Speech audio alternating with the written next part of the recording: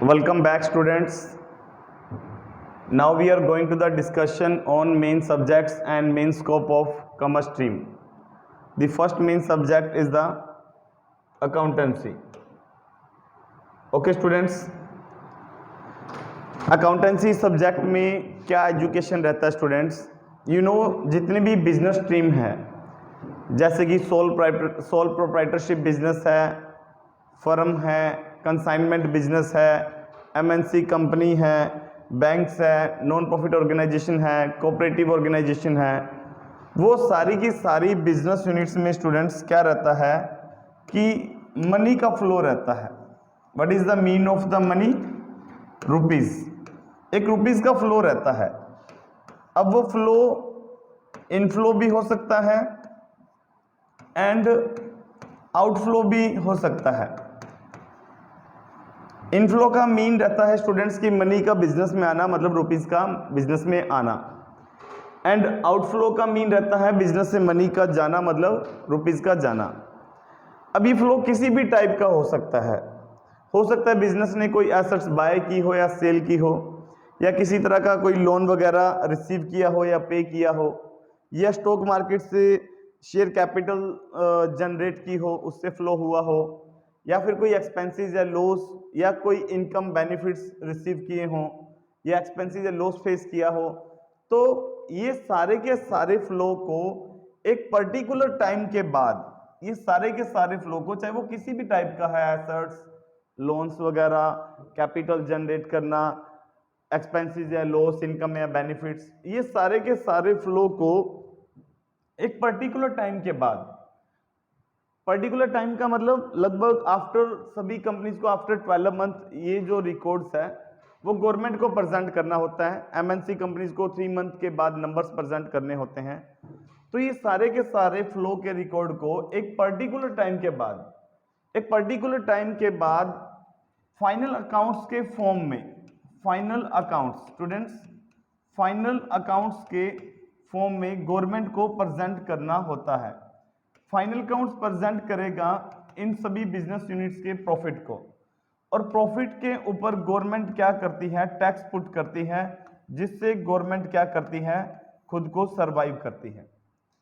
Government क्या करेगी? सभी बिजनेस यूनिट्स के फाइनल अकाउंट्स को चेक करके उनके प्रॉफिट को देखेगी और उस प्रॉफिट पे क्या करेगी? टैक्स पुट कर देगी.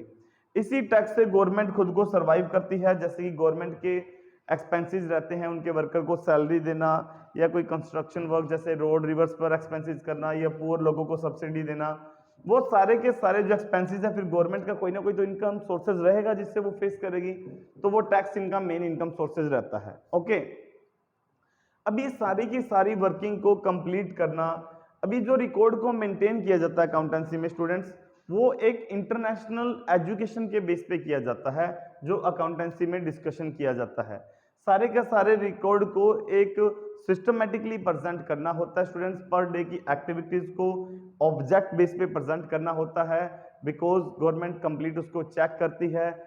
कहीं भी किसी भी तरह की ब्लैक मनी जनरेट नहीं होनी चाहिए.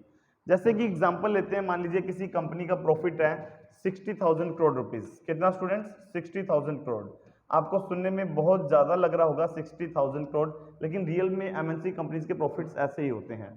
अब इस प्रॉफिट पे गवर्नमेंट क्या करेगी? टैक्स पुट करेगी. मान लीजिए कि 12,000 रुपीज क्या रहेगा? टैक्स रहेगा. उसके बाद कंपनी के पास, एमएनसी कंपनीज के पास जो प्रॉफिट सेफ रहेगा, टैक्स पुट करने के बाद ये जो प्रॉफिट रहेगा कंपनी के पास, वो 48,000 रुपीज है.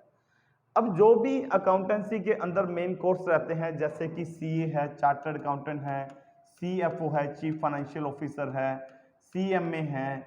ओके, अदर क्या है स्टूडेंट्स? सीएमए है, that's called cost management accountant.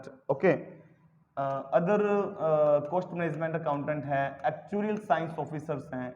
ये सारे के सारे जो अकाउंटेंसी के प्रोफेशनल्स रहते हैं, वो क्या करेंगे? ये सारे के सारे डेटा को क्या करते हैं? गवर्नमेंट को प्रेजेंट करते हैं. ये स्पेशलिस्ट होते हैं. अब कंपनीज इन स्पेशलिस्ट को बहुत हाई लेवल पर सैलरी पे करती है. इनकी सैलरी मानकर चलिए स्टूडेंट्स की पर मंथ 1 से 2 लाख पर मंथ इनकी salary, initial salary, starting salary per month रहती है. अब इतनी high salary companies in professional को क्यों पे करती है? बिकॉज यही प्रोफेशनल हैं जो इन रिकॉर्ड्स को मेंटेन करते हैं, जिनके बेस पे कंपनी अपने फ्यूचर्स को प्रिपेयर करती है। ओके, फ्यूचर के प्लान प्रिपेयर करती है। अब इनको इतनी हाई सैलरी पे करने का रीजन क्या होता है स्टूडेंट्स? बिकॉज एक तो जो सीए रहते हैं वो कंपनीज क्या क्या करते हैं, यहाँ टैक्स सेव करते हैं। हो सकता है कंपनी का यहाँ टैक्स 20,000 करोड़ बन रहा हो, लेकिन सीए ने 12,000 करोड़ में ही उनके टैक्स को क्लियर कर दिया हो। बिकॉज जहाँ सीए फाइनल काउंट्स को प्रेजेंट करता है वहाँ कोई भी ऑब्जेक्शन नहीं रहता।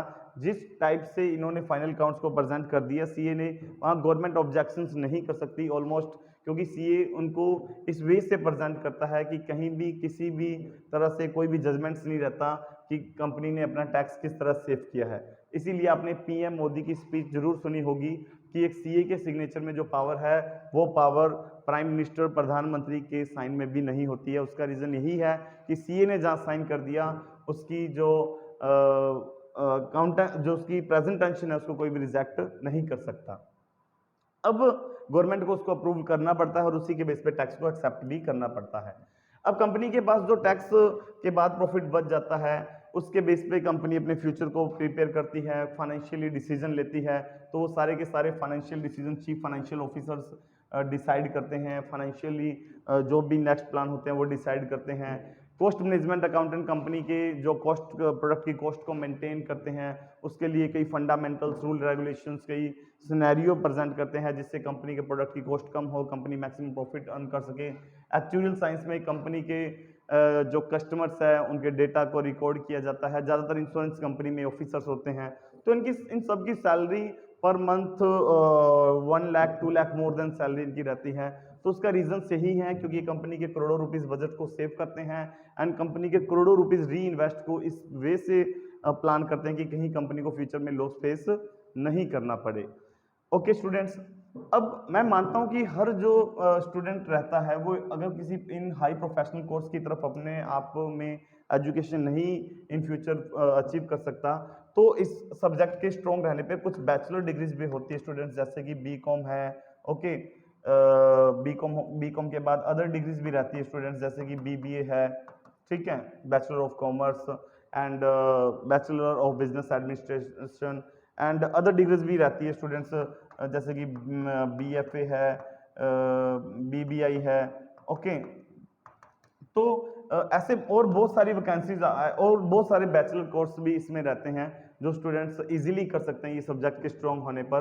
तो जब अब इनकी नीड कहाँ रहती है, ये जो बैचलर डिग्रीज वाले पर्सन्स हैं, स्टूडेंट्स अगर बिजनेस काफ़ी हाई लेवल का है, एमएनसी कंपनीज है, बड़े लेवल के बिजनेस है, तो वहाँ गवर्नमेंट इन प्रोफेशनल्स को हायर कर लेती है। ओके, क्योंकि एमएनसी कंपनीज इनको सैलरी पे कर सकती है, क्योंकि कंपनी के करोड़ों रुपीस को सेव करते हैं तो कंपनी को हाई स्केल सैलरी पे कर सकती है। लेकिन अकाउंटेंसी का रोल है वो हर बिजनेस यूनिट्स में रहता है, चाहे वो स्मॉल है चाहे हाई लेवल के हैं। अब स्मॉल बिजनेस यूनिट्स रहती हैं तो वो जो हैं वो इतने हाई प्रोफेशनल पर्सन्स को हायर नहीं कर सकती, क्योंकि इनकी सैलरी स्केल बहुत रहता है, तो वो इन पर्सन्स को हायर कर लेते हैं। ये पर्सन्स क्या करेंगे, उनकी बिजनेस यूनिट्स के सारे मनी के रिकॉर्ड को मेंटेन करेंगे। रिकॉर्ड को मेंटेन कर एक पर्टिकुलर सिनेरियो तक मेंटेन कर सकते हैं ये लोग, और उसके बाद ये जो बैचलर होल्डर होते हैं उसके बाद ये रिकॉर्ड्स क्या करेंगे, ये सीए को प्रेजेंट करेंगे और सीए उनको एज ए फाइनल अकाउंट्स के फॉर्म में गवर्नमेंट को प्रेजेंट करता है। यहाँ सीए का जो भी चार्ज रहता है वो मेन साइन करने का ही चार्ज रहता है, अकाउंट्स वगैरह को प्रेजेंट करने का जो काफ़ी वर्क ये बैचलर्स कर लेते हैं। आगे की जो वर्किंग रहती है सीए के साइन वगैरह होना, गवर्नमेंट को प्रेजेंट करना, उसका जो भी चार्ज रहता है सीए का 1-2 डेज की वर्किंग रहती है, उसके बाद वो सीए कर देता है। बिकॉज स्मॉल यूनिट्स इतनी हाई सैलरी पे सीए को नहीं कर सकते, लेकिन रिकॉर्ड्स को मेंटेन करना कंपलसरी रहता है। चाहे अपने स्कूल के लेवल को ले लीजिएगा, आप किसी भी स्कूल में होंगे, अगर अच्छे स्कूल में होंगे तो वहाँ आपको अकाउंटेंट मिलेंगे इन रिकॉर्ड्स को मेंटेन करने के लिए स्पेशली। ओके, वो अकाउंटेंट सीए को प्रेजेंट करते हैं टाइम टू टाइम सारी एक्टिविटीज अपनी। तो सभी डिपार्टमेंट्स में इनका क्या रहता है, यूजफुल रहता है इस सब्जेक्ट का। गवर्नमेंट के भी जितने भी डिपार्टमेंट्स हैं स्टूडेंट्स, आपने गवर्नमेंट के डिपार्टमेंट देखिएगा, हम जहाँ इलेक्ट्रिक बिल पे करने जाते हैं इलेक्ट्रिक डिपार्टमेंट है, वाटर बिल पे करने जाते हैं वाटर डिपार्टमेंट है, गवर्नमेंट के जो नगर पालिका के आपने नाम सुना होगा वो डिपार्टमेंट है, तहसील का नाम सुना होगा, ठीक है, रेलवे स्टेशन का नाम सुना होगा। इन सारे डिपार्टमेंट्स में मनी का फ्लो तो रहता ही है, ओके। अब ये सभी डिपार्टमेंट्स में गवर्नमेंट क्या करती है, मनी के फ्लो को मेंटेन करने के लिए कि कितने रुपीस की टिकट सेल कर रहे हैं रेलवे स्टेशन में या तहसील में, जो भी मनी रिसीव हो रही है, जो भी एक्सपेंसेस हो रहे हैं, वो सारे को रिकॉर्ड को मेंटेन करने के लिए गवर्नमेंट भी वैकेंसीज निकालती है, जिनके अंदर स्पेशली ये जो बैचलर डिग्रीज की डिमांड रहती है।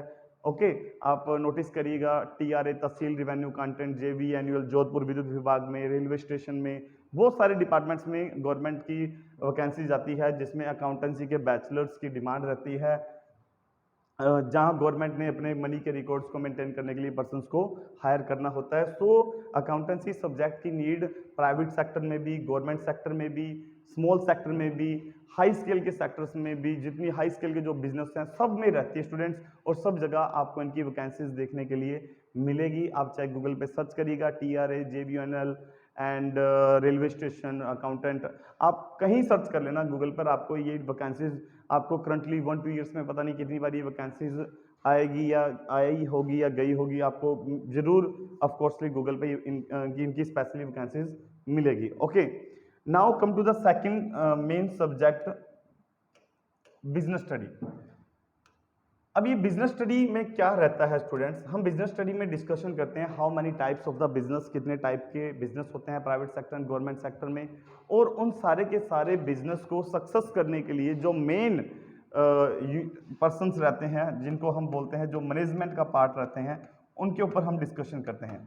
स्टूडेंट्स, कोई भी कंपनी है अगर वो नंबर 1 पोजीशन में है तो यही बोला जाता है कि उनकी मैनेजमेंट बहुत अच्छी है। ओके, मैनेजमेंट अच्छी है तभी वो नंबर 1 पे है। अगर कोई कंपनी फ्लॉप हो रही है तो ब्लेम किसको लगेगा, मैनेजमेंट पर। मतलब अगर कंपनी ग्रोथ करेगी तो उसका क्रेडिट मैनेजमेंट को है, अगर कंपनी फ्लॉप होएगी तो उसका जो ब्लेम है वो भी मैनेजमेंट पर ही रहता है। तो बिजनेस स्टडी में हम कंप्लीटली मैनेजमेंट पे डिस्कशन करते हैं। मैनेजमेंट के बहुत सारे इसके अंदर प्रिंसिपल्स हैं, टेक्निक्स हैं, जैसे कि division of work, her department में डिवीजन ऑफ वर्क करना, ठीक है, मतलब और बहुत सारी टेक्निक्स हैं जो जिनके ऊपर बिजनेस स्टडी में डिस्कशन किया जाता है।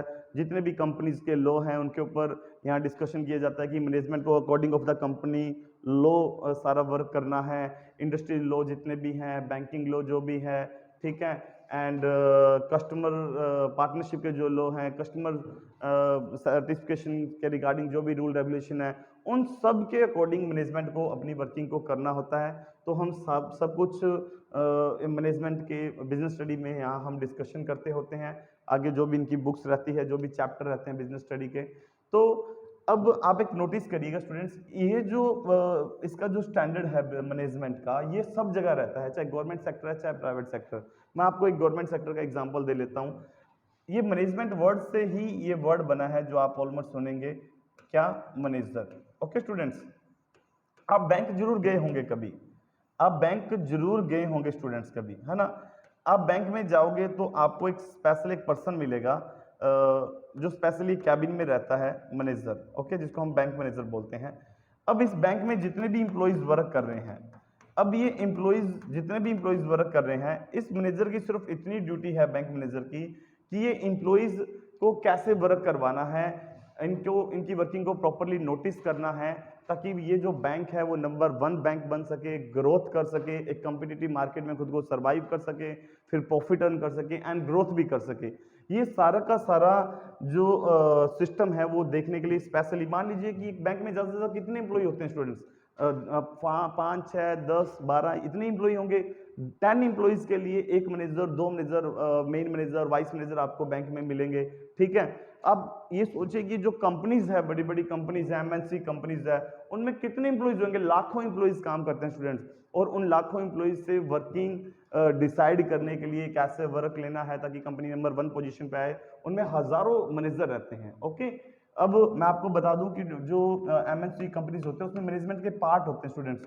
टॉप लेवल की मैनेजमेंट होती है, मिडिल लेवल की मैनेजमेंट होती है, सुपरवाइजिंग लेवल की मैनेजमेंट होती है, ठीक है। टॉप लेवल मैनेजमेंट में कैट मैट मैनेजमेंट, ठीक है, इंक्लूड किए जाते हैं। मिडिल लेवल की मैनेजमेंट में जैसे कि जेडबीएम हो गया, जोन ब्रांच मैनेजर हो गया, एएसएम हो गया, एरिया सेल्स मैनेजर हो गया। सुपरवाइजर लेवल में बहुत सारे मैनेजर्स को इंक्लूड किया जाता है, that's called bank manager.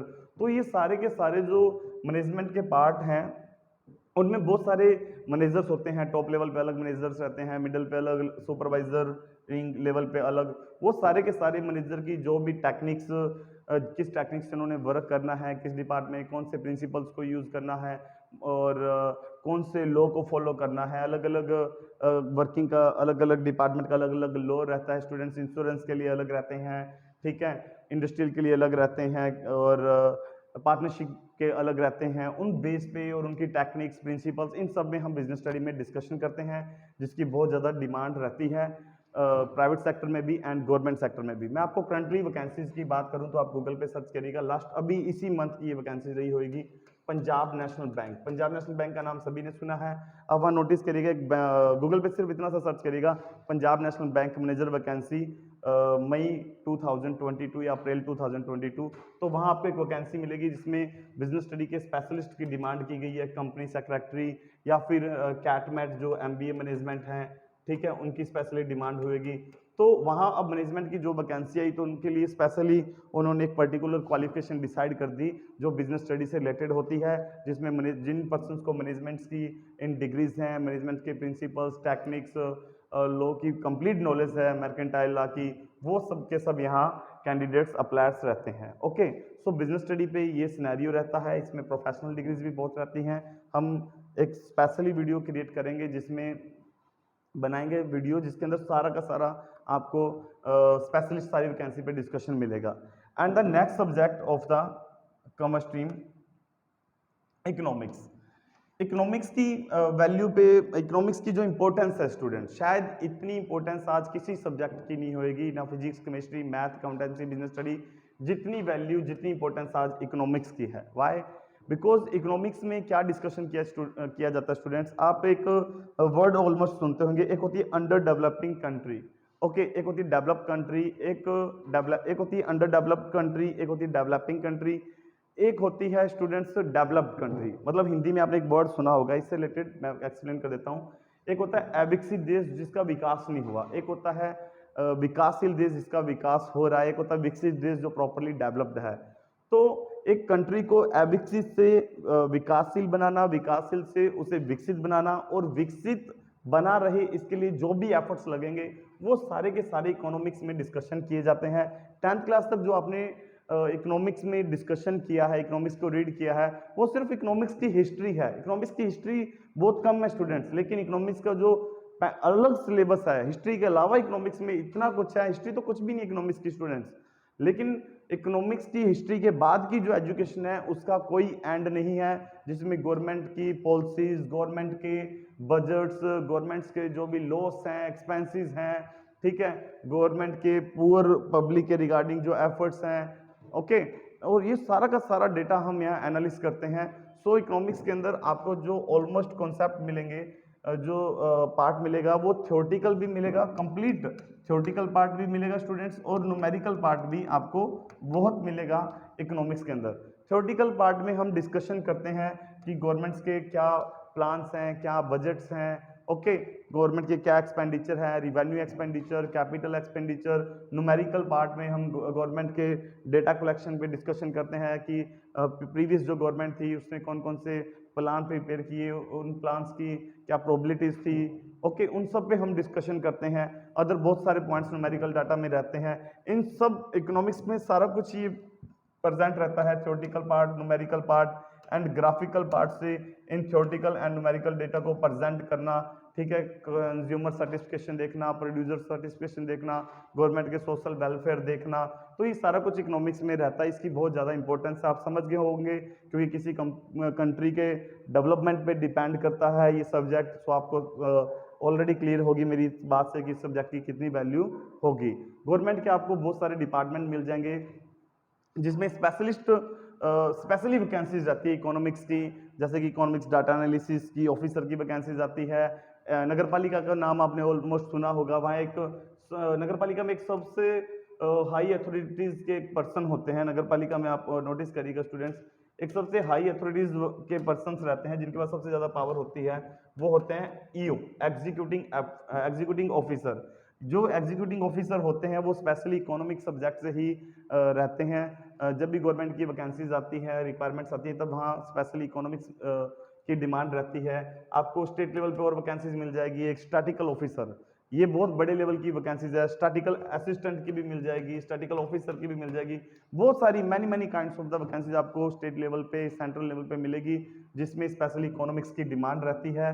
Government की बहुत ज़्यादा वैकेंसीज इसके अंदर रहती है, क्योंकि गवर्नमेंट यहाँ अपने किसी कंप्लीट डाटा एनालिसिस रखती है। स्टूडेंट्स, कोई भी कंट्री सक्सेस है उसका मेन रीज़न होता है कि वहाँ अच्छे इकोनॉमिस्ट हैं। अगर कोई कंपनी सक्सेस नहीं हो रही, ग्रोथ नहीं कर पा रही, तो रीज़न यही रहता है कि वहाँ इकोनॉमिकली उसको कवर नहीं किया जा रहा, वहाँ अच्छे इकोनॉमिस्ट नहीं है। So students, in this video we have cleared every points of the commerce stream, okay. And previous video में हमने कंप्लीट डिस्कशन किया था कुछ पॉइंट्स के ऊपर कि कॉमर्स स्ट्रीम की क्या वैल्यू है, कौन कौन से कॉन्सेप्ट्स हैं। Okay students, thank you so much. Next video में मिलते हैं। ओके।